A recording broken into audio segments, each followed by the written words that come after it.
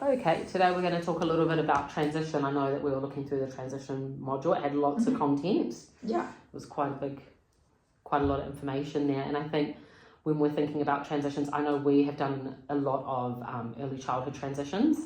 Yes. And they are either, to be honest, like I find super successful, or they need a lot of support, and it can take a long time before that child is settled. And I think there's a couple of elements to why that does happen. Yep. And I think we talked about what we've noticed is when it's been a really successful transition has been a really fantastic EIT who's worked alongside at the kindergarten, who's then worked alongside us, who advocates for the child. Yeah.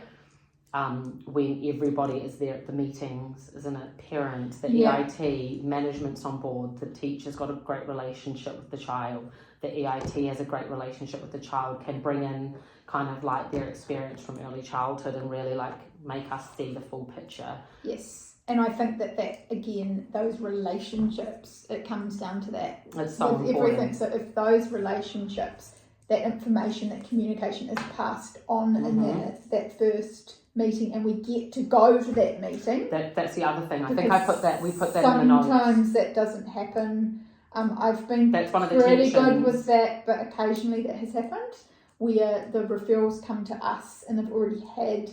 Oh, that's happened to me pretty much every time. Right.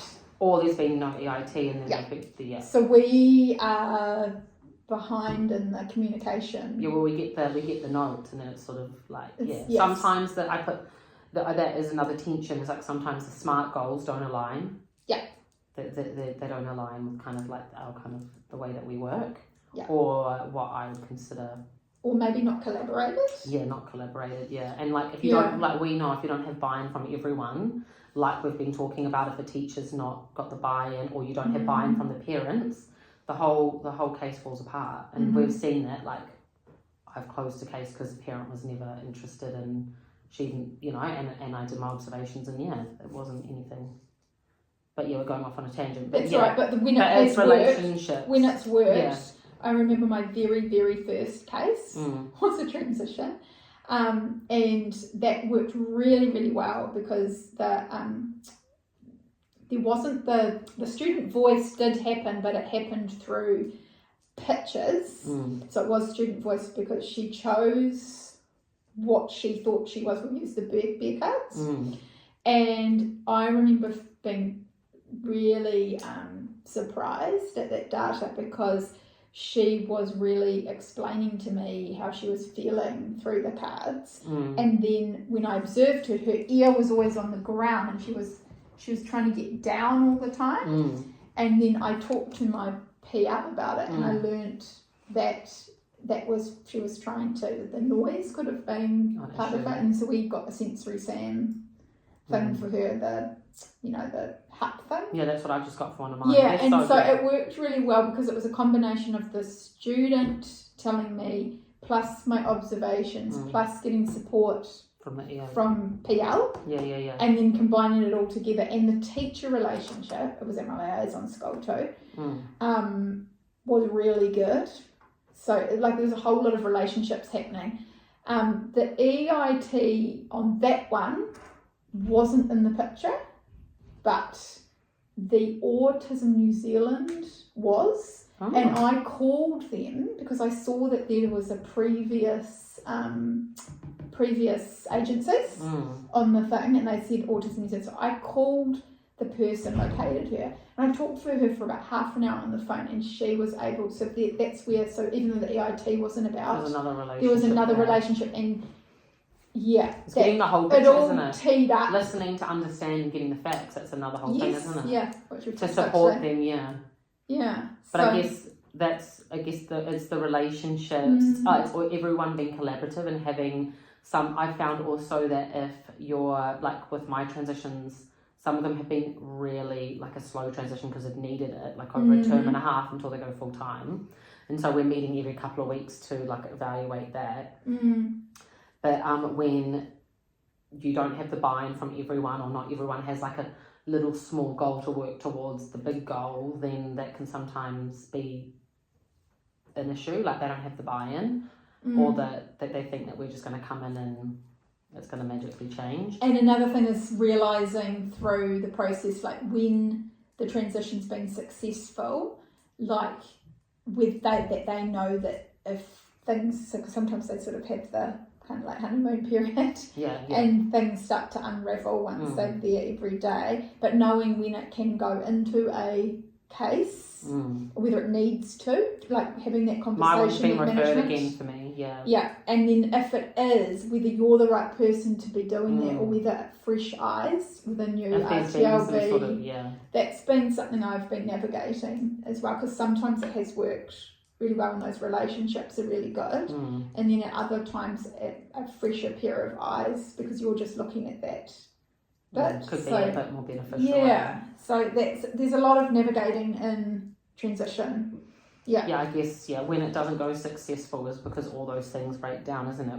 We don't know what happened at kindy, and I know we've talked a lot about that in the when it's going to be put up, but about tensions and transitions, and we've talked about it lots just in passing. And I think having buy-in from everybody's like on the same page. Good communication, which is what I spoke that we spoke about, and if there's an EIT who's amazing, then we've worked with one who's amazing, who really advocates for the children. Has been really successful, hasn't it? Yeah. And that sort of, if we work together with them. Yeah, if we work together. So like, and this is my bit, and that's your bit, or this is our bit we'll do together. And you know, like, I'm going to get this, I'm going to do the social story for this bit, you do the social story for that bit, all combined, like, you take pictures of these bits and I'll do this, so you're kind of collaborating with the EIT rather than just notes, as well as another doing your own thing, which is true. I think we put it on here too, is around like clear communication and always following up with the communication. Like, I found it really effective with one of mine is the DP was really good at taking really extensive notes, and then at the bottom it had everybody's jobs and what we were responsible for. And it was really helpful, because then it was like, okay, cool, that person's going to do that. Oh yeah, that's right, that person's going to do that. And it was really good, because then the next time we met, we went, okay, so how did that go? Did we get this done? Did we get that done? Yes. So that could be another, I guess, for me to implement next time with the transition, would be to have like notes like that if they're having a slow transition. Yes, and go back to our Hei Pukaroa process of that collaborative tātai, knowing. Yeah, there's kind of like a tātai plan that just slowly keeps adapting. Yeah. Because that's where things can, if a teacher hasn't been involved in a good transition before with that thorough approach, or maybe the parents. Well, I've got a parent at the moment who, so they that's need where the to know breakdown is happening. Yeah, what's the going to relationship happen, with the parents. because sometimes they get confused about our role.